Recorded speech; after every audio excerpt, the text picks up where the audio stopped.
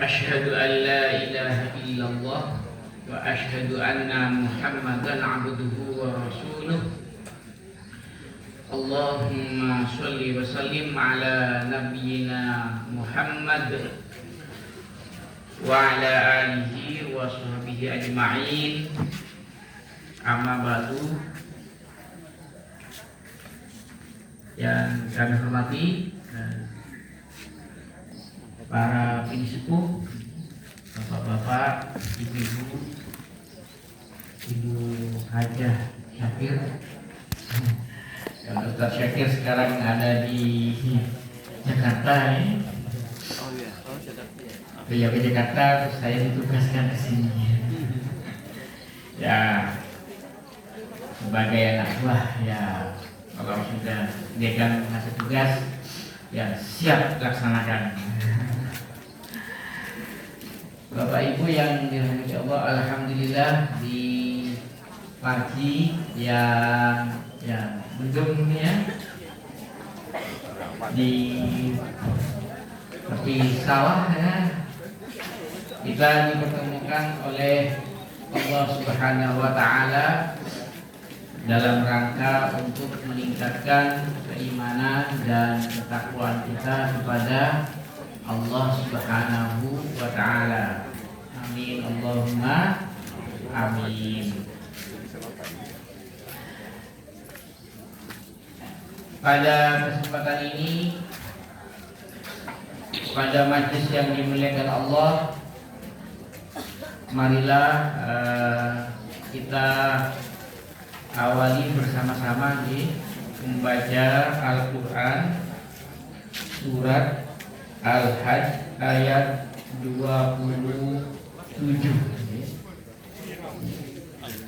Al-Quran surat Al-Hajj 27 sampai dengan 28. Nah, monggo, tinggal saya semestinya dibuka lagi. A'udzu billahi minasy syaithanir rajim. A'udzu billahi minasy syaithanir rajim. Wa adzin fin nasi bil hajji ya'tuka rijalan wa 'ala kulli dhamirin ya'tina min kulli fajjin 'amiq. Wa'adzin fin nasi bil hajji ya'tuka rijalan wa 'ala kulli dhamirin ya'tina min kulli fajjin 'amiq. Liyashhadu manafi'a lahum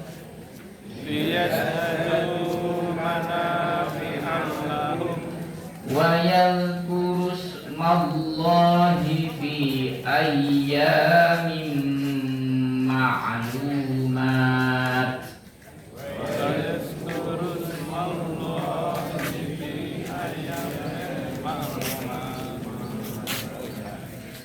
Ala ma razaqahum min bahimatil an'am.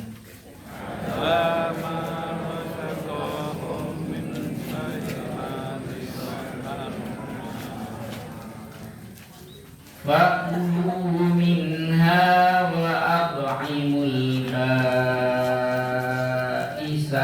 faqir.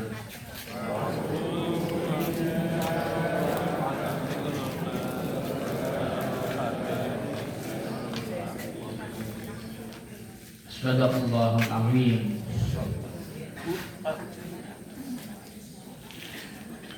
Di wa'adzim fil nas, ya wa'adzim, dan panggillah manusia bil haji, dengan untuk melaksanakan ibadah haji. Ya'tuka rijalan, niscaya mereka itu akan datang kepadamu rijalan, dengan berjalan kaki. wa ala kulli dhamirin, dan juga di atas onta, ya'tina min kulli fajjin amik, mereka itu datang dari setiap jalan yang jauh. Nah, Bapak Ibu yang dirahmati Allah Subhanahu wa taala, wa'adzin, jadi perintah untuk azan di dalam Al-Quran maupun Al-Hadis itu kan ada dua. Jadi yang pertama yaitu azan untuk haji, yang ini diperintahkan Allah langsung kepada Nabi Ibrahim alaihis salam. Jadi setelah Nabi Ibrahim dan Nabi Ismail selesai untuk membangun Ka'bah, sampai selesai, kemudian Allah diperintahkan oleh Ibrahim untuk memanggil orang-orang untuk melaksanakan ibadah haji. Dan Allah menjamin bahwa panggilan Nabi Ibrahim itu akan diijabahi oleh orang-orang yang terpanggil, yang pada saat itu bahkan belum diciptakan oleh Allah Subhanahu wa ta'ala. Di banyak ya'tina min, jadi ya'tuka, maksudnya mereka akan datang kepadamu, maksudnya datang ke Baitullah itu dengan jalan kaki ataupun dengan naik onta ya. Pada zaman dahulu begitu. Lalu sekarang ontanya itu sudah terbang gitu ya. Pakai naik pesawat. Nah, yang mereka datang dari jalan yang jauh. Nah, ini adalah suatu kemujizatan Allah Subhanahu wa ta'ala. Jadi panggilan beberapa ribu tahun yang lalu itu dipenuhi oleh orang-orang yang terpanggil untuk memenuhi panggilan Nabi Ibrahim alaihis salam. Nah, Bapak Ibu yang dirahmati Allah Subhanahu wa ta'ala. Nah, Bapak Ibu, sinten sing sampun pernah tindak ke tanah suci Mekah? Kata nggih, alhamdulillah, haji ataupun umroh. Riyen niku, orang itu daftar haji tahun ini ya berangkat tahun itu juga kan begitu nggih. Jadi orang dapat uang, punya niat daftar langsung berangkat. Karena nggak ada antrian nih, jadi antrian itu ya dimulai pada masa pemerintahan Bapak SBY, Presiden SBY. Kemudian jadi karena orang itu biar tidak berebut gitu, akhirnya pada saat itu dimulai antrian. Saya ingat Bapak Ibu daftar haji tahun 2009 itu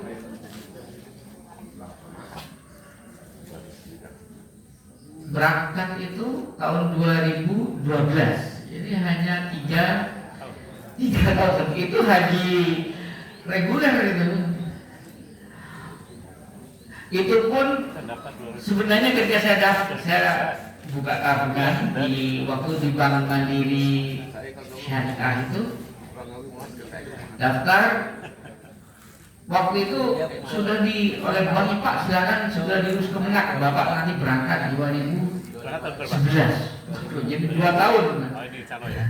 Cuman waktu itu saya lihat anak saya masih kecil, anak kedua pinginnya biar agak besar sedikit gitu. Jadi nggak diurus. Baru ketika sudah waktunya berangkat 2012 saya urus. Jadi dalam waktu 3 tahun itu haji reguler gitu. Bahkan ada yang daftar mestinya berangkat 2013, 2012 sudah berangkat. Nah, itu riem. Ketika antrian masih karena biasanya waktu itu orang daftar langsung berangkat. Nah, itu. Jadi Bapak Ibu yang dirahmati Allah, jadi cara orang tindak tanah suci niku bermacam-macam. Wonten karena nisab istilahnya. Nisab itu berarti karena punya kemampuan, daftar, punya uang, terus sesuai dengan urutannya dipanggil dan datang ke tanah suci. Istilahnya karena nisab. Tapi ada juga karena nasib. Ada karena nisab, ada karena nasib. Ya karena nasib dia tidak daftar, tidak punya kemampuan, tapi karena nasib baik. Nah, sampai ke sana macam-macam caranya gitu. Ada yang dihajikan, kadang kalau di UMD itu ada yang dihajikan itu karena ada sebagai pegawai, ada karena aktivis Muhammadiyah, kemudian dihajikan. Itu menghajikan rutin, tapi setelah antriannya panjang bisa sampai sekarang 30 tahun lebih nih, akhirnya ganti dengan umroh gitu. Umroh itu ada yang pegawai, ada yang pensiun, bahkan juga ada aktivis mereka karena nasib bermacam-macam nih. Ya ada dulu Ustaz suka ngisi pengajian oleh jamaahnya dihajikan, berangkat. Nah, itu karena apa? Karena nasib. Nasib baik. Tapi ada juga Bapak Ibu karena nyusup gitu ya. Ada karena nyusup gitu. Saya ingat itu beberapa tahun yang lalu itu karena pingin berangkat ke tanah suci sampai masuk ke dalam pesawat, roda pesawat itu. Jadi masuk ke dalam roda pesawat terus naik ke atas gitu. Ketemu sampai di Jeddah gitu. Lalu karena nyampe di Jeddah nggak ada untuk masuk kan harus pakai visa. Akhirnya dikembalikan ke Indonesia. Nyusup, tapi kalau nyusup dia bernasib baik gitu. Ada orang yang kasihan gitu. Ada orang kasihan sehingga kemudian dia dihajikan gitu. Dihajikan oleh orang yang merasakan kan viral. Nah, biasa kan karena viral kemudian ada yang dihajikan dan ada yang diumrohkan. Nah, itu Bapak Ibu. Jadi cara kita datang ke tanah suci itu memang bermacam-macam Bapak Ibu. Karena ya pengalaman saya sendiri, saya ke tanah suci pertama itu karena karena nasib gitu. Jadi karena nasib tahun 2008 itu tiba-tiba ada, saya kan dosen bahasa Arab di FAI UNY. Kemudian ada kesempatan dari Saudi itu bagi dosen, ada dari UNY, waktu ada dari UADI, UIN untuk ke sana untuk ikut kursus bahasa Arab bagi dosen bahasa Arab. Nah di FAI waktu itu dosennya ada 3 gitu. Yang bahasa Arab ada 3. Tapi dua-duanya ini sama-sama baru menjabat gitu. Memegang jabatan baru. Jadi saya tak mungkin Pak, saya nggak mungkin berangkat, saya ini ada yang baru jadi dekan. Nah itu Pak Dr. Ismar Sudiman waktu baru jadi, dia nggak mungkin Pak, saya baru diangkat jadi dekan kok ini tinggal ke apa, bukan haji Pak waktu itu, ikut kursus saja ke Mekah selama 1,5 bulan. Yang kedua ada Ustadz Gofar Ismail, itu baru diangkat sebagai kepala Unires. Nah ini baru-baru Pak, nggak mungkin saya juga tinggal ini karena masih harus baru ngurus. Udah Bapak aja berangkat. Nah itu namanya karena apa namanya? Nasib gitu. Jadi ada 3, yang 2 itu nggak mungkin, nggak sanggup kenapa nanti dimarahin Pak Rektor nanti Pak saya katanya itu. Yang satu baru diangkat jadi dekan, yang satu jadi kepala Unires. Akhirnya saya suruh berangkat. Nah, akhirnya berangkat ke Mekah untuk kursus bahasa Arab dan tempatnya di Ummul Qura di Mekah gitu. Kira-kira cuma 7 kilo dari Masjidil Haram. Wah, waktu itu ya karena dapat kesempatan saya sambil belajar ke sana harus umroh gitu. Jadi waktu itu karena harus apa namanya Pak ya, kadang-kadang begitu nyampe ke sana itu kadang bisa apa yang sudah dipelajari kan jadi bubar kadang-kadang banyak hal-hal baru yang harus dipelajari.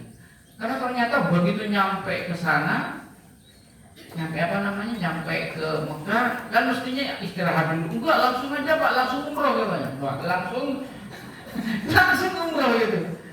Nah, padahal begitu mau umroh, karena masih ada pingin ke kamar kecil. Saya ke kamar kecil dulu ya. Tanya, yang ini kok banyak orang Indonesia di situ Pak ya. Jadi, oh di situ Pak turun ke bawah katanya. Jadi mau kamar mandi saja harus turun ke bawah, nggak ngerti kan Pak, turun ke bawah gitu. Jadi pengalaman waktu itu Bapak Ibu ketika mau umroh itu karena banyak hal baru. Saya gimana? Kadang-kadang buku nggak ada gitu namanya. Nah, manasik umroh juga nggak pernah pakai manasik. Nah, iya, belum ada apa. HP-nya masih HP-an gitu Pak waktu itu saya.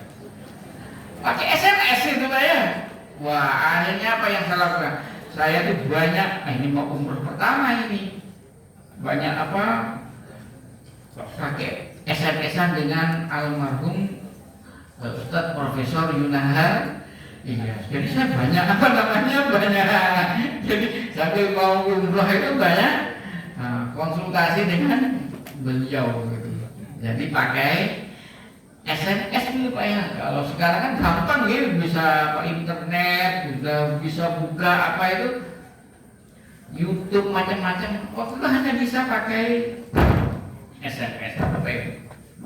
Jadi ya banyak hal-hal yang katanya begini, oh ternyata terubah. Jadi akhirnya Pak, ya banyak konsultasi sambil saya juga baca-baca buku yang ada di sana. Tapi kan ketika waktu itu berangkat datang terus ditinggal lagi sama apa namanya, karena ke kamar kecil, wah, ditinggal sama rombongan yang sudah yang sudah pengalaman di sana, ditinggal gitu Pak. Jadi otomatis masuk Masjidil Haram, teman-teman sudah berangkat.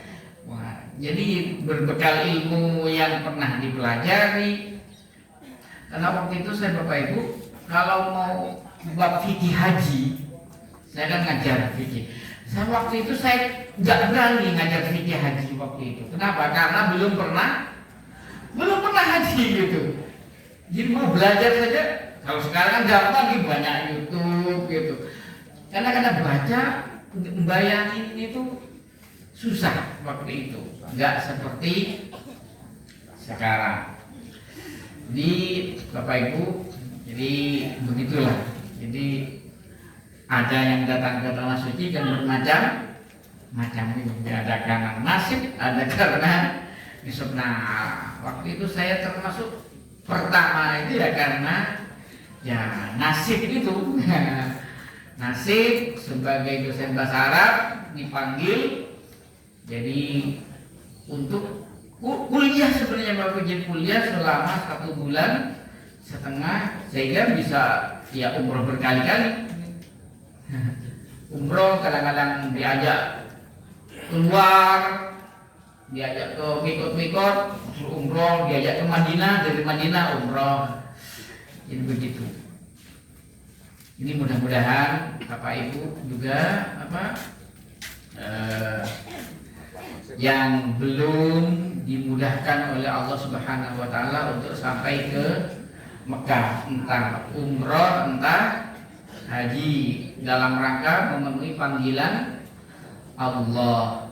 Makanya ketika orang datang, ketika orang sudah niat umroh atau haji, labbaika umrotan. Jadi labbaika umrotan, saya memenuhi panggilanmu ya Allah, umrotan dengan ibadah umroh. Atau labbaika hajan, aku memenuhi panggilanmu ya Allah untuk melaksanakan ibadah haji. Ya kan? Itu panggilan oleh Nabi Ibrahim berapa ribu tahun mungkin. Nabi Muhammad saja ya 1446 itu sejak hijrah gitu. Nah, padahal beberapa ribu tahun yang lalu. Itulah kemukjizatan yang diberikan oleh Allah Subhanahu wa taala untuk memanggil orang ke tanah suci. Semata-mata apa orang tanah suci Bapak Ibu? Ya, untuk datang ke Baitullah. Saya ingat itu ketika di dalam kursus itu dinyatakan semua orang ke sini itu ya karena ingin ke Baitullah, bukan karena ingin melihat pemandangan. Pemandangannya nggak menarik Bapak Ibu ini. Apa menariknya? Gunungnya gundul lagi Bapak Ibu ini. Jadi gunung yang gundul, tidak ada tumbuhan. Dan di sana gunung gundul itu enggak longsor. Kan kenapa Bapak Ibu? Kalau di sini kan longsor kalau gundul. Di sana enggak longsor karena batu. Ya gimana longsor? Memang gunungnya itu gunung batu. Nah, kalau sini ada batu gunung aja. Di sana gunungnya itu batu. Makanya saya Ustaz, kalian kesini kalau bukan karena Baitullah nggak bakalan datang. Apa nggak menarik untuk dikunjungi? Nggak seperti di Indonesia. Kalau Indonesia ini adalah jannatullah fil ardi. Surga Allah di muka bumi itu di mana? Di Indonesia Bapak Ibu. Kenapa? Jannat itu artinya kebun. Jannatun tajri min tahtihal anhar, kebun yang di bawahnya mengalir sungai. Di Mekah nggak ada sungai Bapak Ibu ya. Jadi mereka itu kalau melihat bayangkan sungai itu wah luar biasa. Kita itu apa dilempar ke tanah tumbuh. Ini Bapak Ibu nggak ada di. Saya lihat pernah diajak, kayaknya ada sungai air, ternyata ada sungai buatan gitu ya. Jadi nggak ada sungai mengalir. Makanya kita perlu banyak bersyukur kepada Allah Subhanahu wa taala. Karena di Mekah itu betapapun kayanya Mekah, kalau digunakan untuk menyuburkan tanah di sana nggak cukup uangnya Bapak. Gitu ya. Tapi karena Baitullah maka orang menjadi rindu ke sana. Dan waktu itu sebelum saya pulang diingatkan, ketika Anda pulang Anda pasti akan rindu ke sini. Ternyata betul Bapak Ibu ya. Makanya ketika saya waktu di sana, saya berdoa ya Allah, saya banyak berdoa itu di dekat Ka'bah, mudah-mudahan saya diberi kesempatan untuk beribadah haji.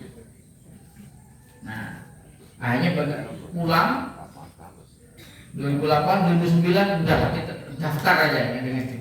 Udah nggak mikir nanti gimana melunasinya, udah nggak mikir, yang penting daftar aja. Pada saat daftar nggak mikir itu gimana nanti untuk melunasi ya. Dulu ya dosen-dosen baru juga bayarnya tidak cukup lah gitu. Yang penting daftar. Tapi ya alhamdulillah setelah pada waktunya melunasi ada gitu. Nah itu Bapak Ibu yang diharapkan sinten sing pengen nyat ke Baitullah ya. Kabeh nggih. Sisa pun haji sinten? Sisa pun haji. Ampun nggih. Ya. Haji ya. Umroh ampun. Alhamdulillah. Ya. Yaitu saya ngalami ya. Jadi yang 2012 itu saya ya haji karena ya kalau 2008 saya umrohnya nasib, tapi karena kemudian saya berdoa, udah nekat aja. Jadi karena kebetulan kalau saya dari Madura itu haji itu hampir semua orang itu waktu itu haji, entah dengan cara jadi TKI gitu kan, macam-macam pengen haji jadi TKI gitu. Yang penting haji. Ada sawahnya dijual gitu kan, yang penting haji karena rukun Islam. Jadi saya waktu itu juga pas daftar secara logika tidak ada gitu. Karena kalau kata teman-teman waktu itu kalau orang itu kan bikin rumah dulu, beli mobil dulu atau gitu ya. Ada haji. Kalau di Madura enggak, kadang-kadang haji dulu, walaupun habis itu mulai lagi gitu. Mulai lagi biasa gitu ya, becak lagi ya becak gitu. Nah, jadi orang berhaji itu begitu Bapak Ibu. Nah, Bapak Ibu yang dirahmati Allah Subhanahu Wa Taala, jadi orang ketika datang ke tanah suci itu betul-betul adalah untuk memenuhi panggilan Allah Subhanahu Wa Taala. Dan haji itu sudah dilaksanakan sejak Nabi Ibrahim, ya. Sampai bahkan pada masa orang-orang jahiliyah sebelum Islam, orang-orang pun juga sudah melaksanakan haji sesuai dengan pemahamannya. Jadi orang-orang kafir Quraisy itu juga haji yang juga ke Baitullah itu. Tapi waktu itu dalam hadis Bukhari dinyatakan orang-orang pada zaman jahiliyah itu kalau tawaf umumnya itu tawaf dengan telanjang, kecuali ada namanya suku Al-Khums, dialah yang hanya berpakaian. Hanya ada satu suku yang kalau tawaf itu berpakaian, lainnya telanjang. Al-Khums itu pakaian dan juga ada yang dikasih baju. Jadi itu orang, dan di sekitar Ka'bah itu Bapak Ibu dipenuhi dengan berhala. Dan dulu juga dalam hadis juga Bukhari diceritakan ada yang kalau wukufnya di Arafah, ada yang wukufnya di Musdalifah. Tapi kemudian ketika Islam datang diajarin ya, pertama itu ya tanggal 9-nya itu di Arafah, kemudian malamnya baru ke Musdalifah. Jadi begitu Bapak Ibu. Jadi orang itu sebenarnya datang ke sana apa tujuannya ya? Tujuannya itu adalah dalam rangka untuk penghambaan kepada Allah Subhanahu wa Ta'ala. Dan ini Bapak Ibu, jadi orang kesana itu adalah apa? Dalam rangka betul-betul untuk menunjukkan bahwa dirinya itu adalah hamba Allah Subhanahu wa Ta'ala. Karena Bapak Ibu, haji itu biayanya besar, ya. Kemudian fisik yang harus dikeluarkan juga banyak. Dan yang dikerjakan di sana itu kan semata-mata mengikuti apa yang dicontohkan oleh Rasulullah Shallallahu Alaihi Wasallam. Dan ini Bapak Ibu, ibadah itu memang semuanya itu yang namanya ibadah mahdoh itu dituntunkan bagi kita adalah dalam rangka untuk menunjukkan kepengabdian kita kepada Allah, sekalipun kita tidak tahu mengapa ibadah itu diperintahkan begitu. Bapak Ibu, ketika orang ke Mekah ada satu tempat yang sangat diperebutkan, padahal gak ada gunanya. Nggak boleh, yaitu berebut untuk mencium Hajar Aswad. Itu kan ya. Itu sudah gak masuk akal Bapak Ibu ya. Gunanya maksudnya gak ada, dalam arti gak bikin orang sembuh, gak bikin orang sehat. Dan orang jadi gak jijik. Coba bayangkan bekas kecupan orang dikecup coba. Coba Bapak Ibu. Kan dicium orang gak jijik, dicium coba. Ya, coba Bapak Ibu, ada tempat dicium berapa kecup gitu kan. Kalau Hajar Aswad minyak kan harum. Kalau itu harum bukan? Ya enggak, mana ada Hajar Aswad itu harum gitu Pak ya. Bekas kecupan orang itu. Pada waktu makanya ada sahabat Nabi, jadi Umar bin Khattab, ketika dia mau mencium Hajar Aswad, dia itu sambil begini, "Batu, saya tahu kamu itu nggak bisa ngasih manfaat, nggak bisa ngasih madorot. Kalau bukan karena Nabi mencontohkan, saya nggak bakalan mencium." Jadi Bapak Ibu, cium Hajar Aswad itu bukan untuk sembuh dari penyakit, nggak bisa gitu ya. Batu Hajar Aswad menyembuhkan penyakit tidak, apalagi batu yang lain gitu ya. Jadi batu yang paling mulia itu nggak bisa nyembuhin penyakit.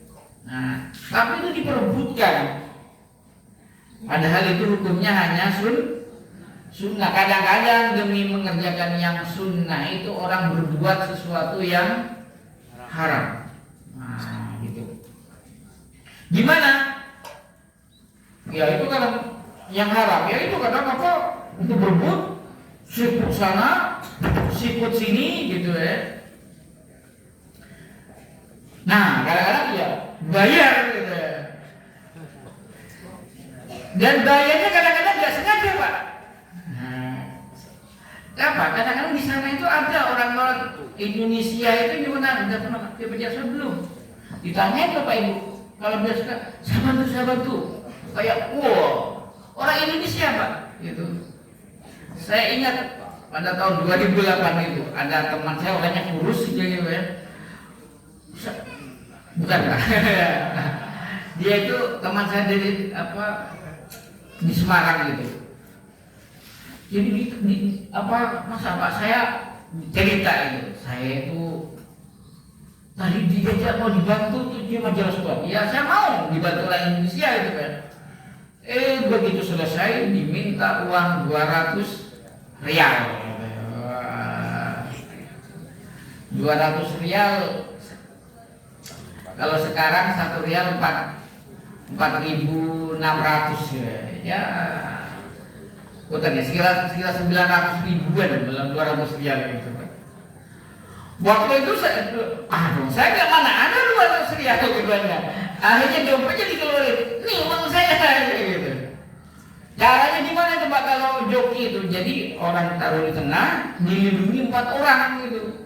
Nah, yang 4 orang itu merobos, didorong sana, didorong sini, terus dijaga untuk mencium Hajar Aswad.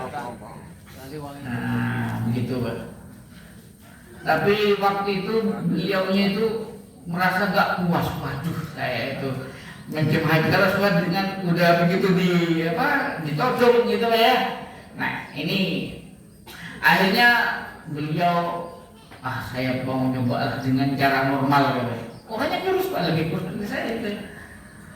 Cerita itu Pak, dia pakai kopiah hitam, dia kayak gini ya, kopiah hitam.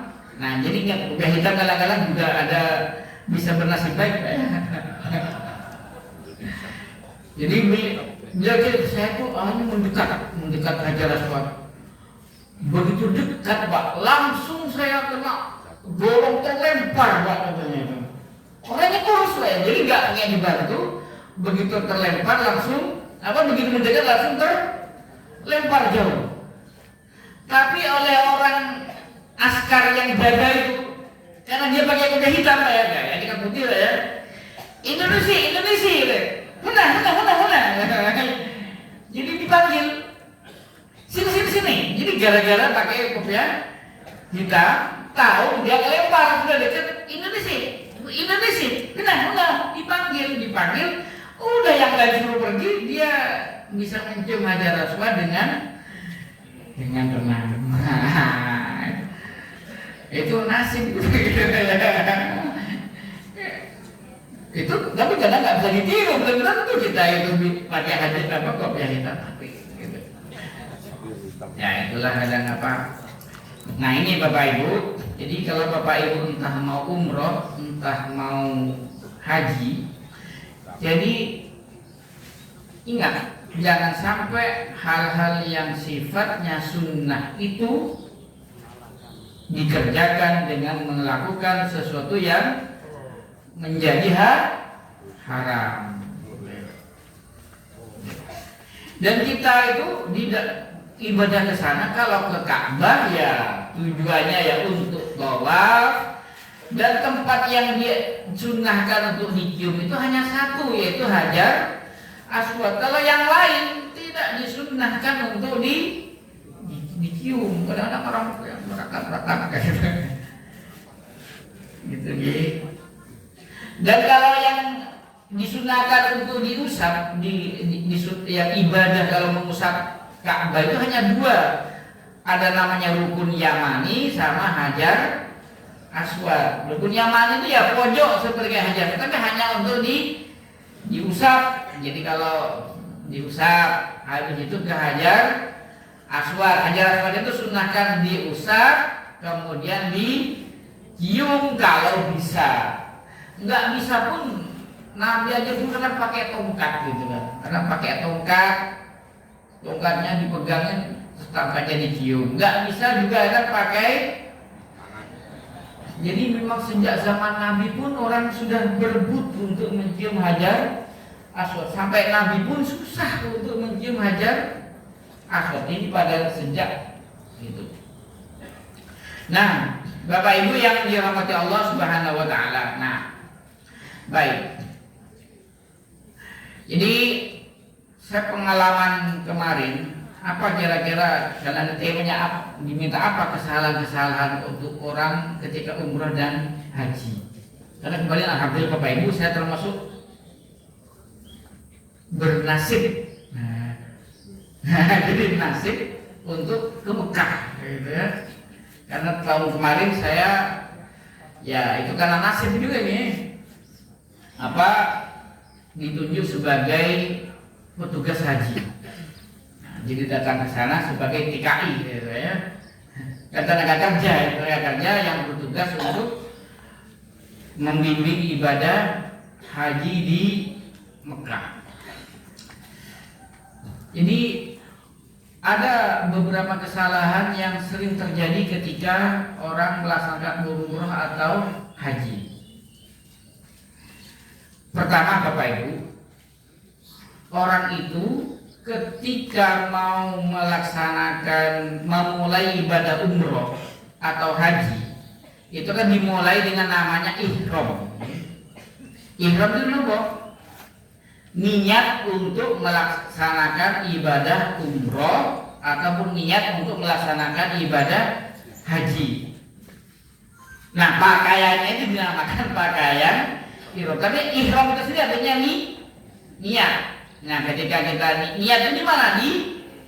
Di hati, sambil melafalkan labbaik Allahumma umratan atau labbaik Allahumma hajjan. Dan di mana itu Bapak Ibu? Ya, dilakukan di mikot. Nah, mikotnya itu ya, kalau orang umroh atau haji gelombang pertama itu kan di Yalamlam. Tapi Yalamlam itu ya kalau sekarang kan di atas pesawat, kira-kira setengah jam sebelum turun. Tapi juga bisa dilakukan di bandara. Jadi di bandara Jeddah. Kalau kemarin petugas itu bisa, karena memang begitu nyampe bandara bisa mandi dulu, ya, kemudian sholat sunat, kemudian niat umroh. Tapi kalau jamaah haji itu sudah tidak diberi kesempatan untuk berlama-lama di bandara, karena begitu datang turun langsung suruh naik bis, sehingga rata-rata sudah siap pakaian ihram ketika di pesawat. Tapi kalau umroh Bapak Ibu mau niatnya di pesawat monggo, atau ketika turun di bandara. Nah, ini salah satu begini Bapak Ibu, orang yang datang ke Mekah untuk umroh atau haji itu harus niat umrohnya itu di mikot. Ya. Kalau gelombang pertama itu haji biasanya tidak ke, maaf ya, kalau gelombang pertama nggak ke Mekah tapi ke Madinah dulu. Dari Madinah kemudian berpakaian ihram di Bir Ali. Nah, umumnya kan begitu. Tapi saya sebagai pemimpin ibadah, saya mendapati ada orang yang ketika nyampe di Madinah itu sakit. Karena sakit kemudian pakai ambulan dari Madinah dan dibawa ke Mekah. Dibawa ke Mekah dalam keadaan tidak berpakaian ihram. Nah, kemudian waktu itu ini gimana Ustaz? Ini nyampe sini nggak berpakaian